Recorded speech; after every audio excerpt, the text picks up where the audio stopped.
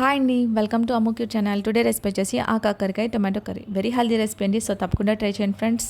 ముందుగా కడాయి పెట్టుకుని ఆవాలు జీలకర్ర వేసుకుని ఫ్రై చేసుకోండి. అదేవిధంగా ఒక పచ్చిమిర్చి, ఒక పెద్ద ఉల్లిపాయను చిన్న చిన్న ముక్కలుగా కట్ చేసుకుని ఫ్రై చేసుకోండి. అందులో కొద్దిగా సాల్ట్ వేసి వాటిని బ్రౌన్ కలర్లో వచ్చే వరకు మగ్గించుకోవాలండి మూత పెట్టి.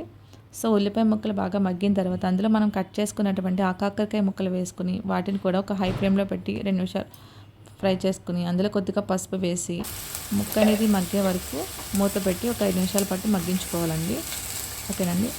సో ఆల్రెడీ ఉప్పు వేసాం కాబట్టి మళ్ళీ వేయాల్సిన అవసరం లేదండి. సో కర్రీ చాలా తక్కువ కాబట్టి సో కొద్దిగా వేస్తే సరిపోతుందండి. సో మళ్ళీ వేయాల్సిన అవసరం లేదు. సో ఈ విధంగా ముక్క అనేది మగ్గిన తర్వాత అందులో కొద్దిగా కారం, మనం కట్ చేసుకున్నటువంటి టమాటా ముక్కలు వేసుకోండి. ఒక టమాటో సరిపోతుందండి. సో వేసుకొని వాటిని ఫ్రై చేసుకోండి. అందులోనే కొద్దిగా కరివేపాకు చిలుకలు వేయండి. సో వేసాక మూత పెట్టి మగ్గించండి. మగ్గిన తర్వాత అందులో మనం ఒక గ్లాస్ వాటర్ వేసుకుని కర్రీని ఉడికించుకోవాలండి.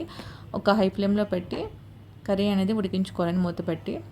అవి కొద్దిగా పోపులు అనేవి కొంచెం బాగా ఫ్రై అయినాయండి. స్టీల్ వల్ల ఫాస్ట్గా ఫ్రై అయిపోయినాయి. ఓకేనండి, అందుకే ఆ కలర్లో ఉంది. సో ఈ విధంగా మనకి హై ఫ్లేమ్లో పెట్టి మగ్గిన తర్వాత మనం ఇంకొక 5 మినిట్స్ పాటు లో ఫ్లేమ్లో పెట్టి మగ్గించుకోవాలండి. సో ఇంకా వాటర్ ఉంది కాబట్టి ఇంకో 2 నిమిషాల పాటు మూత పెట్టి మగ్గించుకోండి. ఓకేనా ఫ్రెండ్స్, ఫైనల్గా మనకి కర్రీ అనేది రెడీ అవుతుంది. సో చాలా టేస్టీగా ఉంటుంది. తప్పకుండా ట్రై చేయండి ఫ్రెండ్స్.